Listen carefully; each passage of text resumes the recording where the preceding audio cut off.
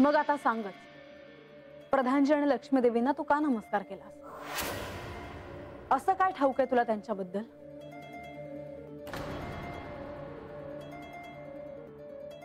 मी काय करू आता? मी कसं सांगू का प्रधानजी आणि लक्ष्मी म्हणजे विष्णुदेव आणि लक्ष्मी देवी आहेत? यापुढे असे काही क्षण येतील जेव्हा तुला आमच्या मूळ रूपाबद्दल सांगण्याचा मोह होईल, तेव्हा तू असं करू नये. मला तुझी अवस्था कळते आहे बाणाई, परंतु तुला संयम ठेवावा लागेल आणि या परिस्थितीत योग्य निर्णय घ्यावा लागेल. बानू, सगळे तुझ्याकडून उत्तराची अपेक्षा करतायत. तू सांगितलंस तर ह्या क्षणी म्हाळसाला कळेल की आम्ही कोण आहोत. परंतु हे कळण्याची एक पद्धत असायला हवी. त्यांना स्वतःला ते कळायला हवं, इतर कोणीही सांगून नाही. बानू, तुला असे संभ्रमात पाहून मला तुला केवळ हेच सांगावेसे वाटते की ह्या वेळी तू संयम ठेव, धैर्य दाखव. माझ्या प्रश्नाचे उत्तर अजून मला मिळाले नाही. काहीच बोलायचे नाही असे करून कसे चालेल? म्हणजे मी योग्य वेळी योग्य प्रश्न विचारला आहे. माझ्या दृष्टीतून काहीही लपणे शक्य नाही. मी सांगतो.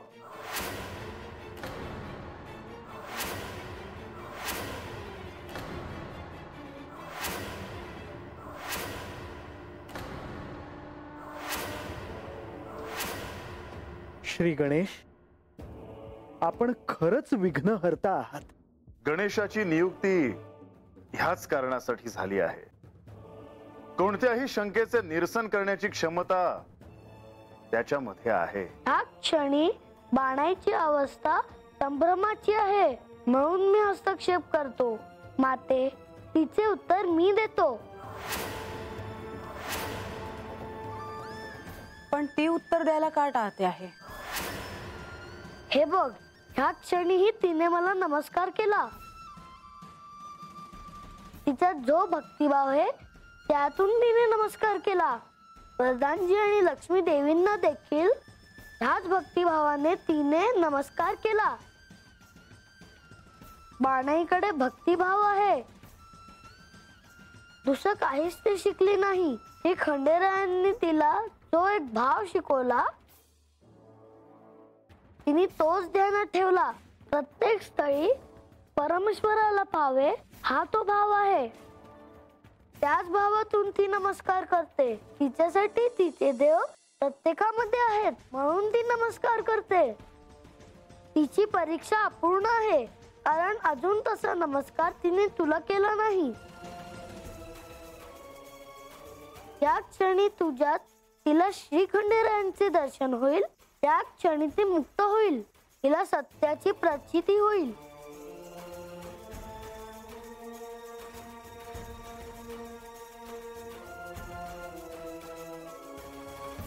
गणेश, अजूनही म्हाळसेचे समाधान झाले नाही. माते, ज्या क्षणी तुझ्या मनात बाणाई विषयी प्रेमभाव निर्माण होईल त्यावेळी तुलाही सत्याची प्रचिती येईल. सदानंदाचा एकट एकट एकट एकट एकट एकट एकट एकट जटी चरमी शिखंडीचा सर्वांग सर्व भावना हरश्च हरिणाक्षश्च सर्वभूत हर प्रभु. ओ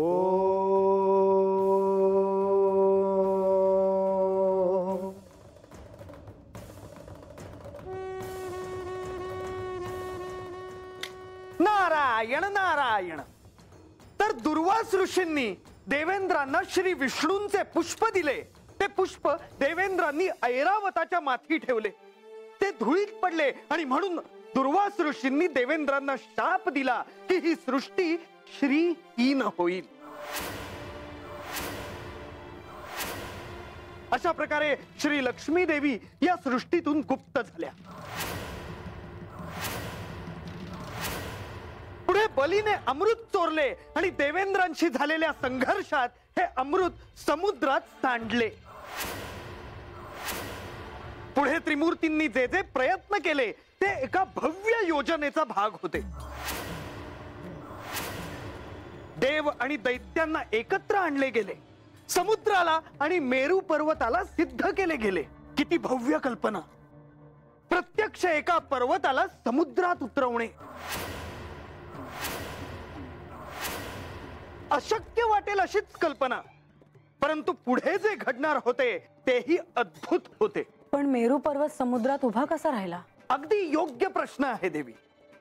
अशीच परिस्थिती आली होती. मेरू पर्वताला समुद्रात आणले गेले. समुद्र मंथनाची ही पहिली पायरी होती. परंतु मेरू पर्वत हा समुद्राच्या अगदी खोल तळाशी गेला. आता कसले समुद्र मंथन? हा, परंतु प्रधानजींसारखे जर कोणी तिथे असते तर मात्र असे घडलेच नसते.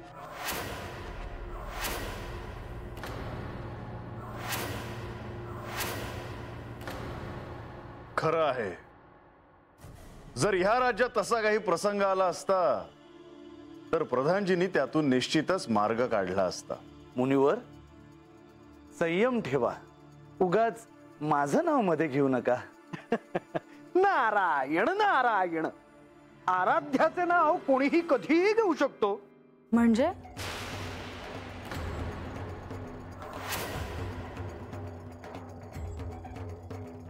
मुनिवर, तुम्ही आख्यानाच्या मूळ विषयापासून भरकटता आहात.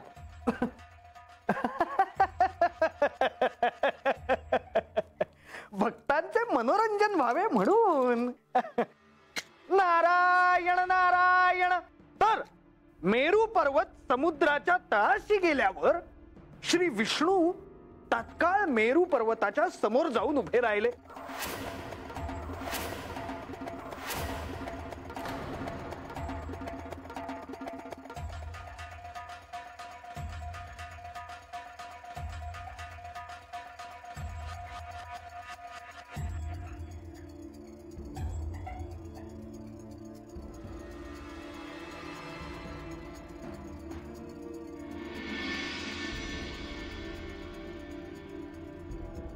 हे प्रभू, क्षमा करा. आपण माझ्यावर सोपवलेले कार्य मी पूर्ण करू शकलो नाही. जे कार्य माझ्या हातून घडणं अपेक्षित होतं ते मी पूर्ण करू शकलो नाही. मेरू पर्वता, तू अपराधी वाटून घेऊ नकोस. खर तर ह्यात तुझी काही चूक नाही.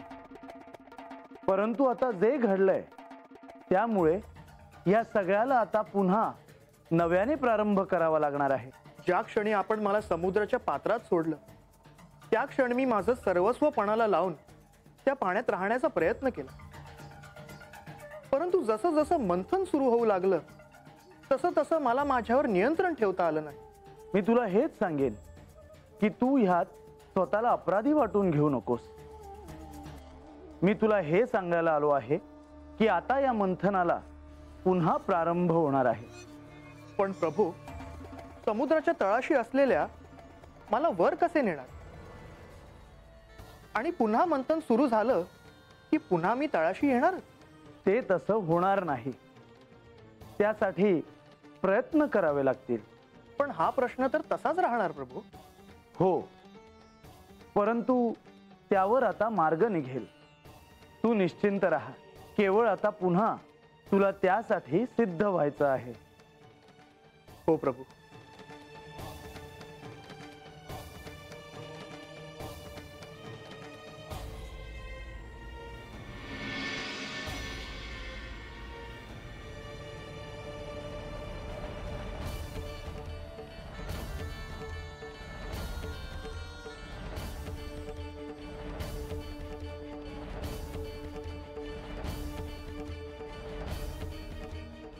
हे प्रभो, या समस्येवर काही मार्ग निघतो आहे का? आता आपण काय करायचे आहे? केवळ मेरू पर्वताला पुन्हा या मंथनासाठी वर आणणे हाच एकमेव मार्ग आहे. पण ते करायचे कसे?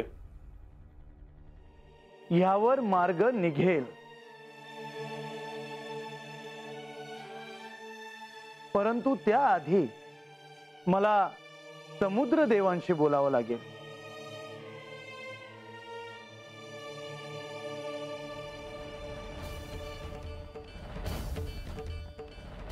हे समुद्र देवा, सृष्टीवर आलेल्या संकटातून सृष्टीचं रक्षण करण्यासाठी तुम्हाला ह्या ठिकाणी यावं लागेल.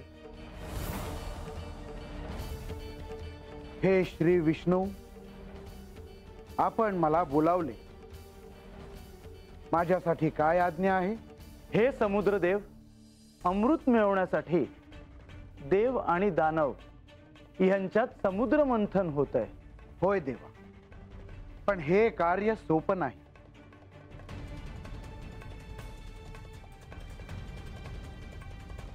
मेरू पर्वत देखील हे सहन करू शकला नाही आणि माझ्या तळाशी गेला, परंतु तो पुन्हा वर येईल. त्यासाठी या सृष्टीसाठी मी अवतार धारण करणार आहे आणि त्यासाठीच मी तुम्हाला इथे येण्यास सांगितले आहे. आपली आज्ञा मला शिरसाबंदी आहे. तुम्हाला या मंथनासाठी आपले स्वत्वपणाला लावून सहाय्य करायचे आहे. होय देवा.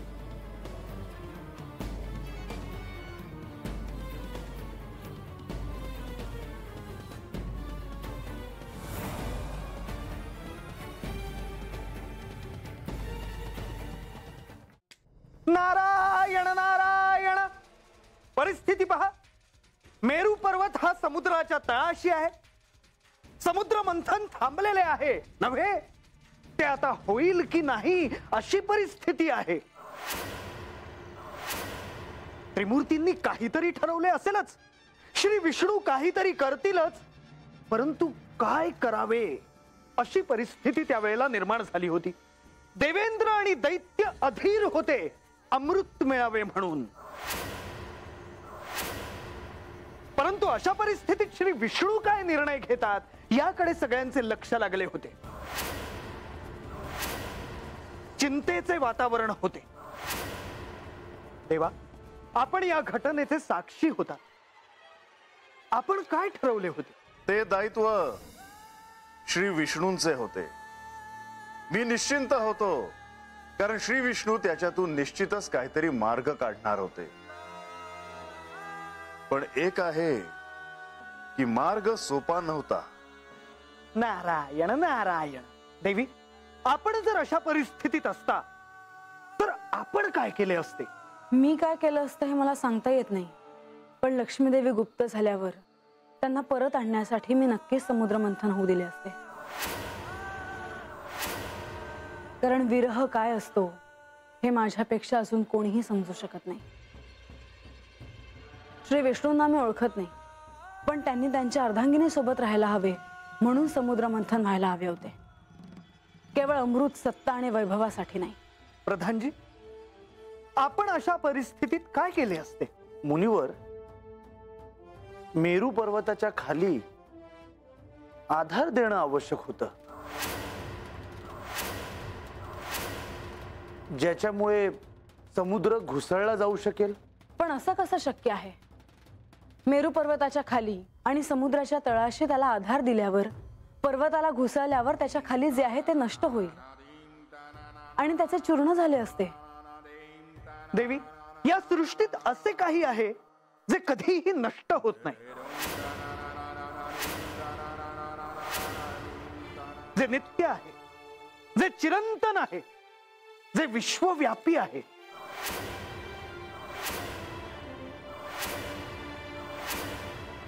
असे काय आहे? नारायण नारायण. सांगतो. स्वामी, सृष्टीच्या संगोपनाचे हे कार्य खरोखरच किती कठीण आहे नाही? पार्वती, जसे हे कार्य करणे कठीण आहे, तसेच हे कार्य समजून घेणेही तितकेच कठीण आहे. कोणते संकट कधी उद्भवेल सांगता येणार नाही. ही संकट काय येतात, ह्यातून मार्ग का दाखवावा लागतो, हे अवतार का धारण करावे लागतात, ह्याचा हेतू जर सर्वांनी समजून घेतला तरच हे सृष्टी चक्र अखंड सुरू राहील. आणि यामध्ये त्रिमूर्तींवर असलेले दायित्व अनन्यसाधारण आहे. प्रत्येक युगात कोणत्या ना कोणत्या संकटातून सृष्टीला तारण्यासाठी हे अवतार धारण करावे लागतात. जसा आता श्री विष्णू अवतार घेणार आहेत. पार्वती, या सृष्टीचे चलन सुरळीत व्हावे ह्यासाठी हा त्यांचा अवतार आहे. केवळ आजच नाही तर भविष्यात देखील जेव्हा जेव्हा अशी परिस्थिती उद्भवेल तेव्हा तेव्हा त्यांना अवतार धारण करावा लागेल. स्वामी, ह्या युगातही ह्या अवतारानंतर त्यांना आणखी एका रूपामध्ये सर्वांसमोर यावे लागणार आहे. होय, आणि तेही शुभ आणि अशुभ ह्यांच्या समानतेसाठी. का कुणास ठाऊक स्वामी, मात्र मला ह्या रूपाबद्दल अधिकाधिक उत्सुकता वाटू लागली आहे. आणि मला देखील. हे रूप कसे असेल? श्री विष्णू जेव्हा ह्या रूपामध्ये सर्वांसमोर येतील तेव्हा नेमकं काय होईल याची उत्सुकता आहे.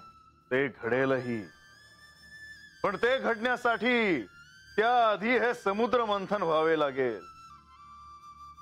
आणि त्यासाठी त्यांना अवतार धारण करावा लागेल.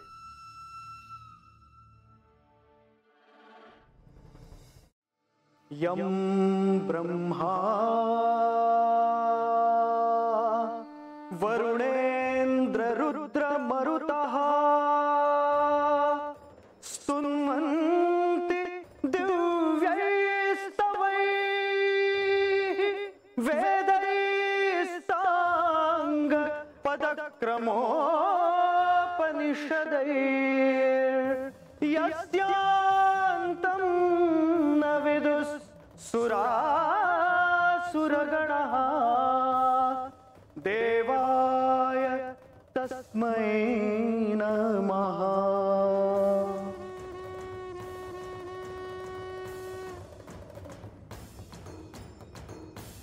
हे सगळं ऐकताना मला असं वाटतंय की हे आख्यान मला काहीतरी देऊन जाणार आहे. मीही त्या घटनेची प्रतीक्षा करतो आहे. मला सर्वांसमक्ष आपल्याला एक प्रश्न विचारायचा आहे. या सगळ्यात मी कुठे होते? मला अंधुखंदू आठवल्यासारखं होतं, पण नंतर ते विरून जातं. असं का होतं? ह्या सगळ्यामध्ये तू होतीस म्हाळसा. या समुद्र मंथनात तू अत्यंत महत्वाची भूमिका पार पाडली आहेस. जेव्हा त्याचा संदर्भ येईल तेव्हा तुला कळेलच. नारायण नारायण. देवा, मला यातलं असं वाटत नाही का यातलं काय बी माझ्या ओळखीचं आहे. कारण त्या प्रसंगात तू कुठेच नव्हतीस. म्हणजे मला काय बी आठवणार नाही या आख्यानात. तू उपयुक्ततेच्या पलीकडे जाऊन विचार कर. तुला निश्चितच काहीतरी सापडेल. हे तिला जमेल असे मला वाटत नाही.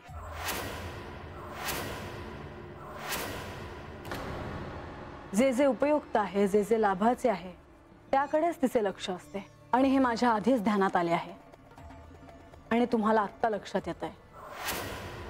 देवी, मला कसला बी लाभ नगा आहे आणि तुमच्या वैभवाचा लोभ तर मला अजिबात नाही. मला ठावा आहे का लक्ष्मी देवी लुप्त झाल्यावर समद वैभव जाते. म्हाळसा, भानू, तुम्ही दोघीही यावर एक शब्दही बोलणार नाही. मुनिवर, आख्यानाला सुरुवात करा. नारायण नारायण. देवी, प्रश्न वेगळा आहे. मेरू पर्वताला समुद्रात आधार देण्यासाठी श्री विष्णूंनी काय केले असेल? मला नाही सांगता येणार. कोणाला सांगता येईल काय केले असेल श्री विष्णूंनी?